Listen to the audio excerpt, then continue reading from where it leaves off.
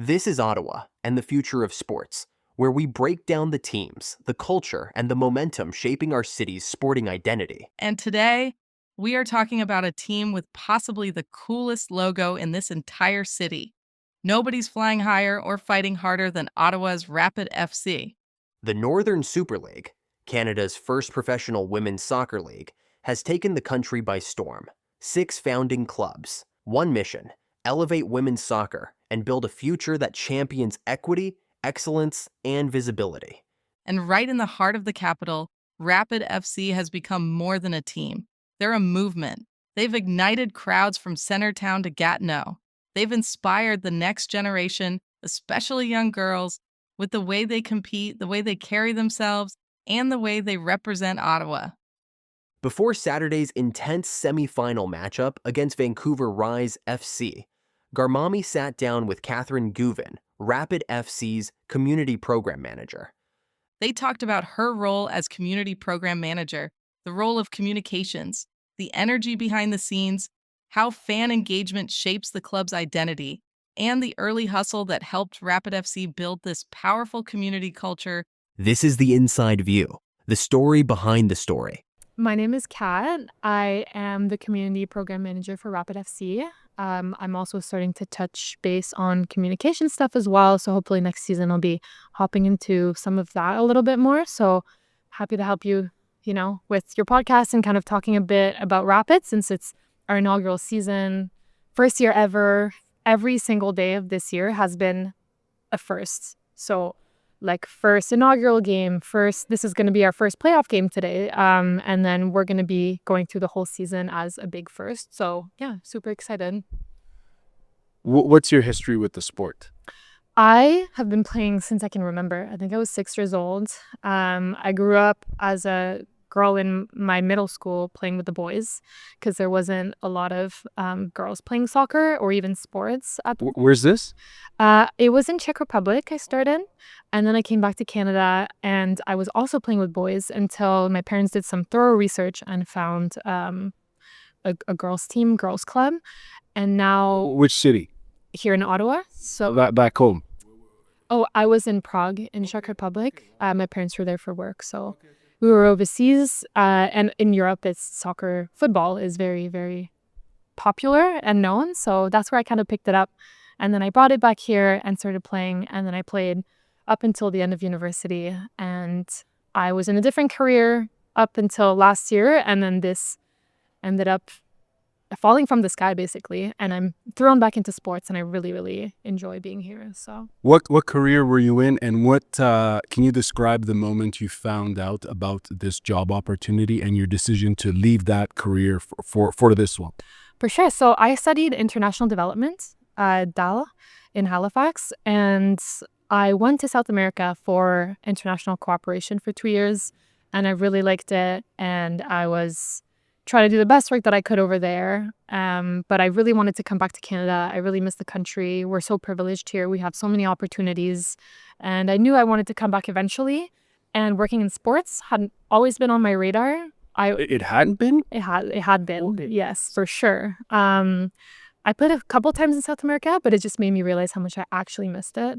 So I came back here and our COO actually kind of hinted, I reconnected with her and she hinted that, something big's coming to Canada, something such as a soccer league. So I kind of was on standby for that while looking for other opportunities still in sport. And she invited me to the revealed. So that was last year at the end of the summer, beginning of the fall. And here at TD Place, the logo was revealed. There was a big watch party for it. Tom, our CEO and also co-founder of the league, was here. So it was big, but I don't think I realized at the time how big this would be. And it's once I started working closely with Steph, I was the first hired at Rapid FC. So I'm really happy about that. And the amount of work that we were doing in the first few months, I was working more than I was sleeping, obviously. For real? Barely getting any sleep. It was Can you give us an example? so busy. So we started in tiny, tiny offices downtown, in the heart of downtown. So we started bringing in all of our merch, kind of organizing everything in like a 3x2 office. Like it was really, really small. And we were trying to organize merch, communications. We didn't have a team at all until we found a spot at RA, or the RA Center here in Ottawa, where we moved everything over, and we were like 3 or 4 at the time. So in terms of that only, if that's an example of how building a team from nothing, just a few people, is so much effort. And we built everything around that. So we started getting more staff, we got bigger space. Then as April was approaching our kickoff last year, we started building the gym. The gym was initially just offices in the center, and we had to turn it into something completely different for the athletes. You know, once we had players coming in where they could work out, have a lounging area. There's so many details that go into building a team from scratch that I never even imagined. And Like what? like how your staff is gonna run, how the offices need to be close to the team, the change room. We built everything in the locker room is wood, and we had it pre-made from the company, but then we had to build the cushions ourselves where the players were gonna sit. So we were in the office like stapling the cushion seats for the players to sit on. So that was also really interesting. So A few points. It's really cool that you played football at the university level, right?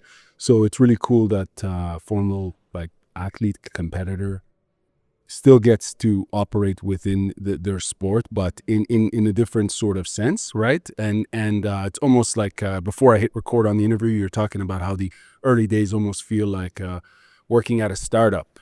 You know, where you got to do everything, you got to grind, you got to get creative, you got to get innovative. So it's fascinating. I want to know, you were in South America, you said, for 2 years doing international development work. Where were you in South America? And football is very popular in South America. How was it seeing the football there? yeah, so I was based in Peru and Bolivia, and I had the chance to Speak Spanish? yes, Okay. I had to pick it up for work purposes as well. So you could be like a recruit now for football players from down south or whatever. I was hoping we would have more Hispanic players, but telling our technical director to recruit more Spanish players. But so yeah, Peru and Bolivia, and I got the opportunity to see how the football was down there, and the passion for it is unmatched. Even the people in the stands, the stadiums get filled super easily. Here in Ottawa, the market's a little tougher, but we have had such a great response from the community. But for example, here at TD Place, you'll see during the game, we've only opened the south side. We still have the north side to kind of fill. So South America, you'd have probably no issues filling any of those. So it's just a different culture. But even playing with the women there, women don't have the same opportunities as men as a basis. So imagine yourself in sports. If women want to play sports, form teams, form a league. It's better now. Mexico has a really good league, I heard, but I still wasn't able to find like women games to go watch that were that popular enough. So I saw that down in the south, and so when I came back, we're kind of a hockey country here in the north, so we're trying to shift that, but it was definitely a different experience down there. I want to know, how does your work help shape how fans and wider community see the team? Kind of bring us into your particular role and how it impacts, fans, like a fan like myself. Well, how do you play within that dynamic? I think I had the chance to know that growing up, I only had the Canadian national team to look up to. I didn't have a league here, a domestic league that I could just say, I'm going to watch, Rapid FC play this afternoon. So I already knew that this was going to be very important for the next generations to come. And for the young players, that also young girls that play at a youth soccer association level, how important this was going to be. So my role in this is to really try to connect the club to these communities that may lack representation or see anybody as idols in the sport. Soccer in Ottawa for young girls now, it's popular, but I heard it's not as popular as it was before. There's kind of a dip in the sport. And I've heard that from many coaches that aren't able to fill their U13, U14 girls teams that year, but their boys are filled to the max from U8 to U18. So there's gaps here in where the girls are playing and how many are playing. Yeah. I don't mean to cut you off, but I'm curious, what year in particular or years was there a dip? Yeah. I don't know specifically. It would be very interesting to see the statistics on this. When I was younger and when I played here in Ottawa, I felt like so many girls were playing soccer. Oh, you're from Ottawa, like you grew up here. Oh. Initially, yes. So I also wasn't aware of, all the issues and everything like that when I was so young.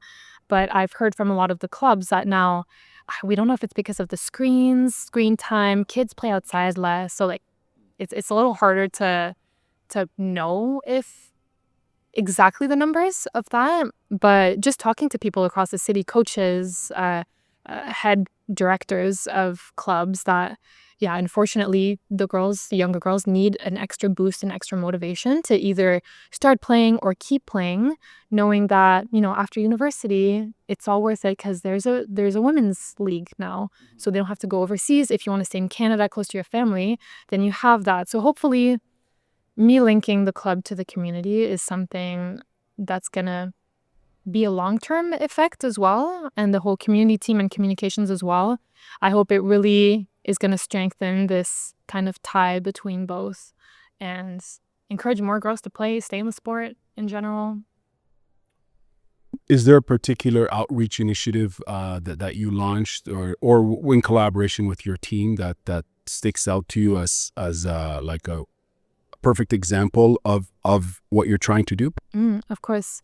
So first year, we didn't really know what to expect. I didn't know what to expect. So And how did it feel when you're diving into the unknown? Because this is very exciting. The way you were talking about initially, we were in a small space, and you're building it from ground up.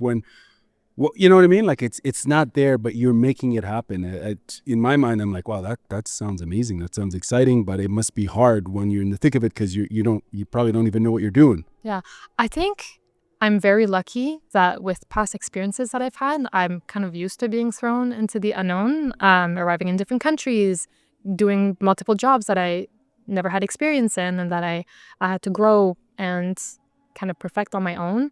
So coming into this, it was exciting. Some might have been scared by it, but I really like not knowing where things are going, because then you have that flexibility to do what you want, what you think is best for the club.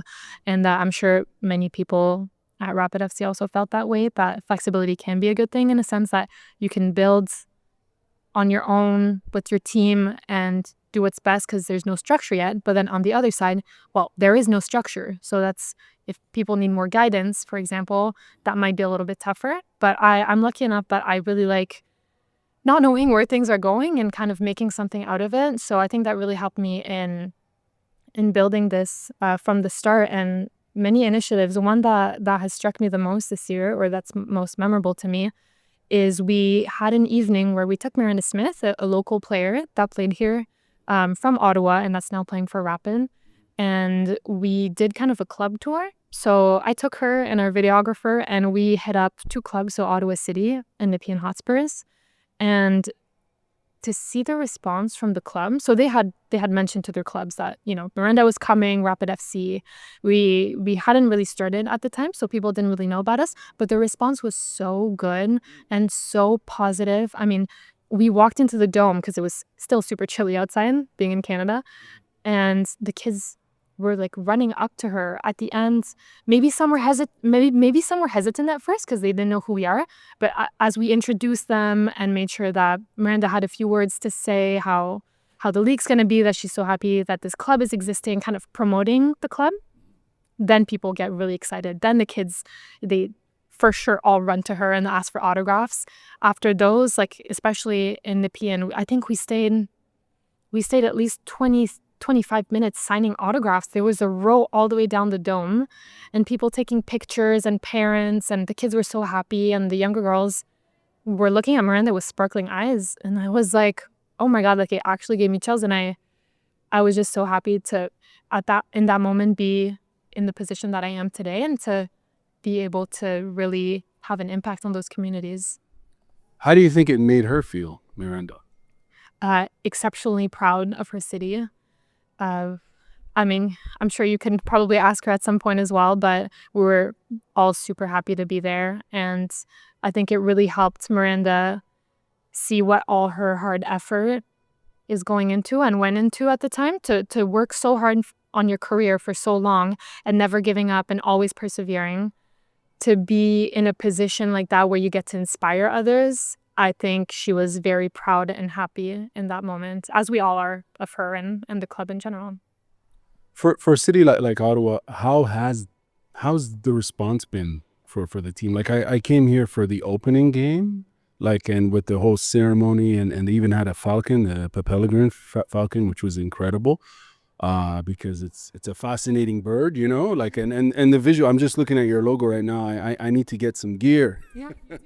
I do. I will. Thank you. But like, how has the response been like in the city here? And I mean, it's Ottawa, but it's also Gatineau, right? It's not just Ottawa. People are coming from across the river. Speak to us on that. Well, I don't know if you know this, but the peregrine falcon is the fastest bird and animal on Earth. Yes. Yeah, which is crazy. Good job on the branding for that one. Ottawa-Gatineau region is a region that encompasses a lot of people. I think often, unfortunately, the Gatineau community is forgotten and things like that. So we really wanted to make sure that we're including everybody, la communauté francophone aussi. And so we're super happy to be able to work with both sides of the river. We've gone to Gatineau and we were able to develop some good, strong partnerships with the clubs over there as well. So we've done club appearances, we've invited them to open practices, everything. So we're just hoping in the future seasons to really reinforce those links and have them come to our games and support them in the best way possible as well, because there's a huge soccer community in Gatineau as well. And we just want to bring them in and go out there and really metaphorically build this extra breach between both. So. Sure. When you have an idea and you want to pitch it, who do you pitch it to, and what are some of the challenges with pitching ideas? Because you like, obviously you're wearing many hats, and one of it is that community engagement and outreach sort of piece. Like, what's your approach with coming up with ideas, and when you pitch it, who do you pitch it to, and what's your strategy, if you don't mind me asking? For sure. So I've stepped in more of a community lead role. We're all pretty singular in the roles that we do. So we're a very small team to begin with. So How many? I would say, well, if we're not talking about technical, I would say we're about 20 in the business team at max. I would have to count all the desks in the room, but it's a very small team. So when I have an idea, I was able to kind of build my plan for the summer, and our COO, our chief CMO marketing officer, Shauna, has been incredible. She arrived mid-season, so she's really turned the club into what it is today as well. She's had a huge contribution, and I'm lucky enough to be able to report to her. So when I have great ideas, I'm also very flexible, and I'm encouraged to bring up ideas, and I'm encouraged to be flexible, and I'm encouraged to be creative with what I want to do at the club. But obviously there's a hierarchy that's being established in the club, and just reporting to Shauna has been such a privilege because she is such a great individual and she has so much experience. So, and when I say reporting, it's more so teamwork, really, because at the end of the day and at the start, we were a team. So it's just about communications. We really encourage communications within our organization and in general as well. So yeah, to answer your question, it's a bit of everything. I have the freedom, but I also need to communicate ideas pretty clearly and pretty well. So go with the flow, really. And they're receptive to ideas, right? Yeah. Yeah. What in terms of challenges with the role, because earlier on you were mentioning a lot of things are new and you're setting the precedent, right? Because you're starting from scratch, and in doing so you're diving in, you're taking some risks. What are some of the challenges with that approach? What are some of the unique challenges that fans may not realize about this team, being a new team in this market? And, there's a lot of talks, and I don't want to get into some stuff that's not important to discuss about this great area here. But what are some of the unique challenges that would surprise us, you think, in regards to working for the team? I think you've just said it. It's the market that we're in. It's just Ottawa being such a diverse community, which is also a great thing because we're able to bring everybody in for game days, for example, and see everybody come together for that. But it's definitely adding an extra layer to reach out to everyone that we have, because we're lucky enough to be a city that welcomes people and that tries to make them feel as comfortable and unified as possible. But definitely bringing people together. I mean, it's been successful. We've had, like I said, we've had a great response from the community, but at the same time, it's this outreach. It's bringing more people to our games. It's wanting to build the club even more, even season seat members. We want to grow that number. It's about really seeing this boost in our stats numbers and in people's happiness about the club and people's interests. And at the end of the day, we're dealing with humans. We're dealing with human interaction. So it's important to be genuine and authentic, but also keep in mind that we are running a business as well at the end of the day. So it's a fine line. It's a tough balance to have, but we have such great people on our staff team that, like, I don't have any doubts that we're going to be booming in the next few years. And women's sports is a crazy market right now. If you're not partnering with women's sports or anything, you're really missing out, because that's the future of sports. Oh, absolutely. Across the board in all sports, if it's amateur or professional. In terms of outreach, because Ottawa, you're right, it's such a diverse market in so many different ways, linguistically, culturally, you name it, and how do you communicate? And because this sport, football, is a global sport, next year you've got FIFA to 26 coming, so there's a lot of attention. And how do you grab this brand's attention when there's just so much energy around women's sports, but more importantly around football? Because in this city we have another football team. It's at Atletico, and what's the dynamic between both of those teams? Is there a dynamic? And do you guys share best practices? Do you communicate? Can you speak to us on that sort of the synergies between both of them, if any? Yeah, for Atletico, I mean, we're neighbors. We're like brother-sisters. So, for example, they have their CPL final tomorrow, but they just trained on the field before we were setting up for game day. So I think it's a really good, and it's super important to have that good communication, to be able to work together. And in the end, we want to work together to build soccer in Ottawa. So I think that's really important. But so you guys do collaborate. Okay. Yes. And DB and Salter, I think he had the golden boot, but our golden boot girl, it just helps promote soccer in the city. So we definitely want to bounce off of each other for that and support each other in every way. What was your first question? I was leading one way. I was looking at, like, how do you attract, because it's such a diverse, community, and sometimes, people who love football will show up and watch, right? How do you get, I'm going to squash that question for now, and I'm just going to ask you this one. How do you get people who've never been to a professional soccer game? Because I remember being here at the opening night, and I remember really looking at the fans, and I saw a lot of families. I saw a lot of intergenerational, like I saw grandma, grandpa, and you can tell they have a connection to the sport because maybe they played and their granddaughter plays. So there was a lot of that family sort of atmosphere, which is incredible. And gender-wise, there was a lot of girls, but there was also a lot of boys and men, and so on and so forth. I lost my train of thought. I just lost my way. You out for sure. Yeah, I think I'm understanding. Oh yes. How do you get someone who's just walking down the street here? How do you I think it's a team effort between all of our staff. So it's not one thing particularly. We have marketing, which is a huge, it plays a huge role in this and attracting people to our games, but also this genuineness that we're trying to have and that we're striving for at the club, mixed with we've collaborated with like local coffee shops, for example, businesses, trying to really get the word out there. And I think it really piques people's interest. Also because all of Ottawa's teams are black and red. Like, we're literally standing in a black and red room. But Rapid being blue, that's different. It's not like the 67s. It's not like the Blackjacks. It's not like the Charge. It's really its own thing. So I think the brand in itself piques interest and attracts people to come to games or to even just question. If we have someone who's just like, oh, what is that? We've done a job. Like we've started a conversation. We've started a thought. We've started something.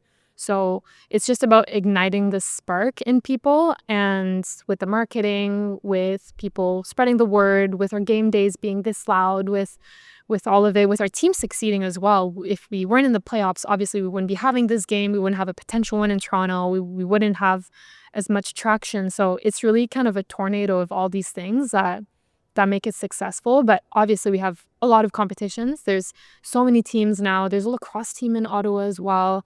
There's so much happening. But I mean, we're living in a world where so much happens all the time. You see the news outlets, we have social media, we have everything at the tip of our fingers. So it is a tough competition to be in. But we're just trying our best and taking it season by season, or if I can bring it back to the beginning, literally day by day. Thank you for that. What's really interesting is someone who scans, I scan a lot of media, like conventional, traditional, local media. And I notice you guys do get a lot of coverage on the radio as well. Like they always mention the team, the sports broadcaster types always, they do mention this team amongst other things. But I think because it's very new, there's a real concerted effort, I think, to communicate that. And I'm curious to know how much effort goes in that proactive communication with local media and independent, I guess I am media, independent podcasters with zero followership who can interview you guys. Like how much engagement do you do? For sure. I mean, I do have some followership. Like, yeah, doesn't our marketing officer could definitely speak more on that. She does a lot of, maybe if not all, the behind the scenes work for reaching out. I know she's also had a lot of experience in that, so she's got her connections. But it's important to be responsive to people who contact us as well, even if it's something small or something big. It doesn't matter the intensity of it. We take the opportunities that come our way as well. But of course, it's a lot of outreach, and that's something that when the off season arrives, we'll be able to really dive more into and have more of a structure on our outreach. So I think it's about taking the opportunities and also doing the research to see how best we can promote this team, like media outlets, podcasts, all of that. Are you guys going to have do you do any surveys with your fans where you ask for, can you speak on that, on an analysis piece, and if there's any focus group testing? And I'm just curious to know about that. Yeah. Well, I mean, it's been a hectic year, so there's a lot of development to be done, but I'm hoping that next year in community we'll be able to have these sort of surveys. The feedback that we get is mostly to our info box. So we've had good and bad comments, things that we can improve on, but any feedback is good feedback, because in the end, we want to improve this for the fans and for the people who reach out to us. So we really do take everything into consideration, but maybe next year we'll have, surveys, or we'll really ask for something more specific so that we can take our club to the next level. And you want to sell tickets? Yes, exactly. Right. That helps a lot. Right. Yeah. Absolutely. Yeah. If you don't mind me asking, what are some of the positive in terms of what's been the positive feedback, and what's some of the negative? For sure. Well, the response, we have a lot of people saying that their daughters have really been inspired. I know some little girl had her glove signed by Mel D, our starting keeper this season, the second leg of the season. So apparently she was like on the moon when this happened, and her mother just wanted to thank us and really keep supporting us, and it's feedback like that makes you realize, kind of like the community work that we do, that it's all worth it, and in the end that's what we're doing it for. Oh, big time, it's worth it. Yeah, you're inspiring a whole generation of fans, and who knows when, if that child continues to pursue this sport, who knows where they're going to last. Like how that community engagement piece is so important, right? How do you find balance between, because you're a former player yourself, right? And you're, two-part question. Community engagement piece is very important outside of, because Ottawa has a lot of football, there's a lot of like hyphenated immigrant Canadian groups that play soccer. It's a global sport, and you know what I'm saying? Like there's so many communities out there. How do you guys find creative ways to tap into pockets of of those unique demographics that could potentially be buying more tickets? Mm-hmm. Like, I'll give you an example. Yeah.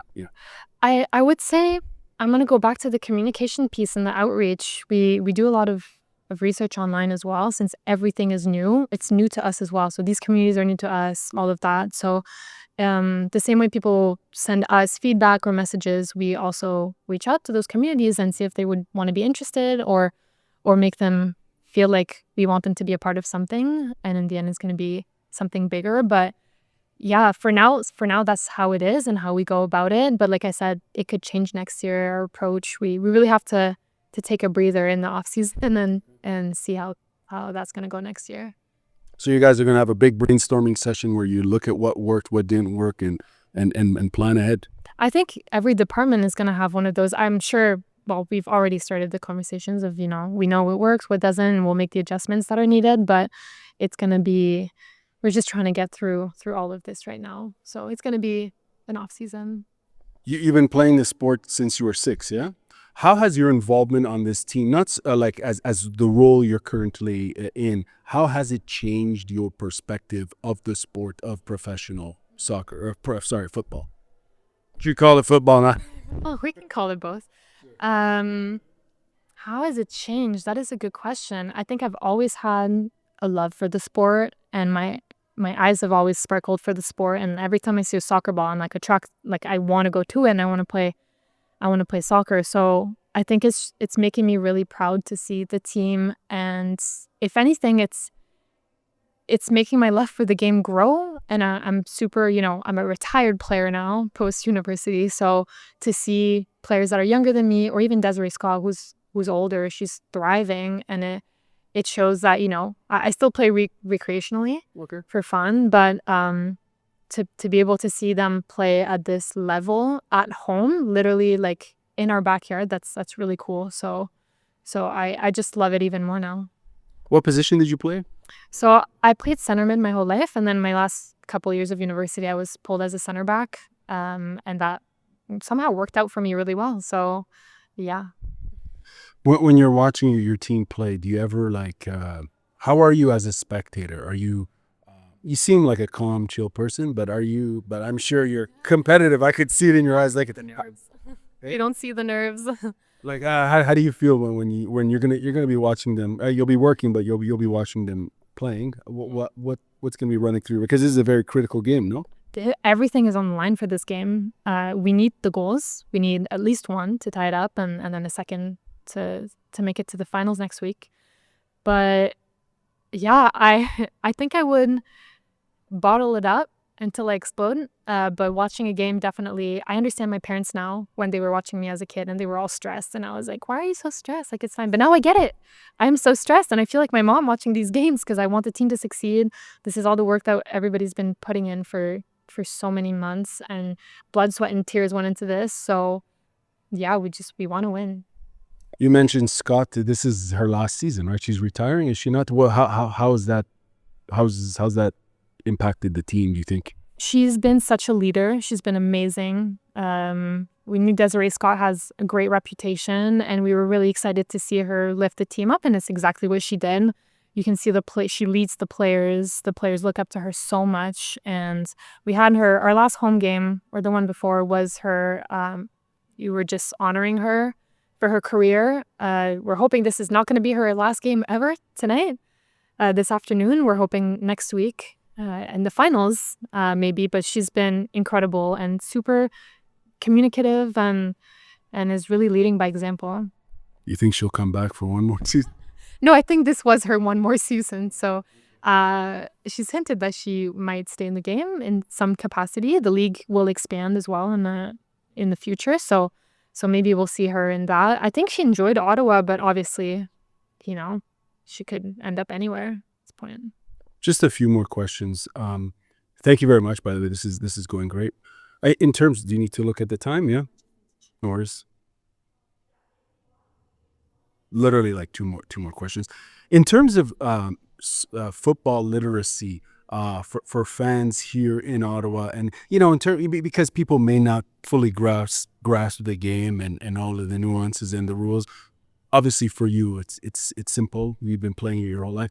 But how do you guys communicate to the non-initiated on because it might be completely new to someone who just knows hockey and cricket? Yeah, very broad sports there. I don't know. I'd like to think that soccer is a very universal game. There are definitely sports that are harder to understand. Because of the Blue Jays, I was randomly a fan for the last 2 weeks of the World Series. Me too. Yeah, you got. So I think the rules are pretty self-explanatory. People have a good base in general.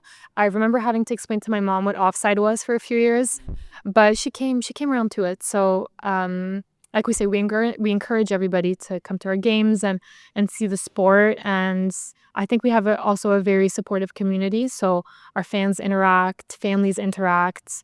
One of our main focuses is youth soccer associations, and there's a lot of moms and dads that are involved. And I hope that, and I've seen the collaboration between soccer families or fans in the stands and the support and all the merch that everyone wears or that they share, because maybe someone forgot their scarf and then someone gives them their scarf. So I think if there's someone new to the sport, that people around them are, like I said, very supportive, and they help them figure out what's going on. And there's been a lot of talks about how this playoff is going to go. Or, we've had 2 games, 1 away, 1 home. So we've tried to kind of share that information with our followers and our fans. But obviously, I would hope that if anybody had questions, that they wouldn't be shy to ask their peers, or even staff members would be happy to answer any questions.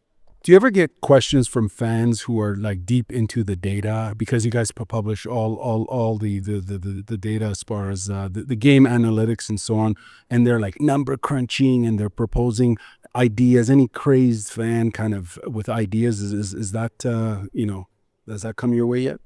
Yeah, we have a very strong supporters group that have been really great all year, and they support us a lot. And obviously there's super fans for everything these days, so we also have those, and we're super happy to take all the, whether that be criticism, feedback, or any sort of tip for anything, or if they have any stats about anything. We're super happy to have these people share the information with us, and like I said, it's going to help us grow the following seasons.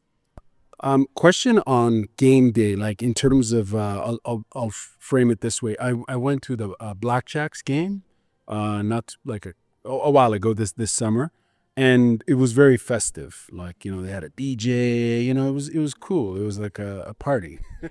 Well, what do you guys do in terms of that sort of on-site fan engagement? Speak to us on that piece. So we have a kid zone when they come in. We have partner activation, so that can be league partners, club partners that are normally standing at the front gates. So when people walk in, they automatically see activities, activations. We have a group called Capital Crew that hands out any goodies that we may have for the game, whether that be flags or stress balls or stickers, anything, or bam bams, anything that makes noise. We had towels, our inaugural game, that people were able to wave around. And after the kids zone, we have the supporters group that is trying to engage with as many fans as possible. And we have halftime activations. Obviously, it's harder for us to kind of bring everyone together in such a big stadium. It's 24,000 seats, and we're able to fill it a few thousands a game. So it's important to kind of focus on how we can engage as many people as possible. But yeah, like I said, we have a halftime show. We also had a DJ all summer that was on the north side. So they were also trying to get the crowd hyped up and all of that. In hockey, you have music every 5 seconds almost. But in soccer, it's a full 45, halftime 45 after that. So for 90 minutes, you don't really have anything going on. So it's a little bit more challenging on that side of things, but we really try to fill every gap. We also have the Jumbotron that we put a lot of things on. We have a lot of information, like our merch of the match is a blanket today because it's freezing outside. So just little things like that bring people together, and just so people aren't bored during the game. And soccer is very technical, so if you're not necessarily if you're younger, if you're not necessarily a soccer fan, then you have other things to look for as well in the stadium. Last question for you. What's that one takeaway that you're going to share in the off season when you guys do your sort of annual postseason, strategizing and review? What's that one point you really want to, push to the management team, your team, etc.? Mm-hmm. Everyone's done such a good job. It's hard for me to think about anything right now, but we really strive for clear communication because it makes everything so much easier. With the fans? With the fans, within ourselves. We have a lot of different departments, obviously. We're lucky to be all working in the same building. But just to reinforce that piece, it's going to make things a lot easier for us. I believe we're able to achieve literally anything. This team is capable of huge things, but the communication piece is definitely going to be very important internally and externally. So I'm just going to encourage that in the off season. I'm sure everybody's on the same page about that. So I'm sure that's going to make miracles for next year as well.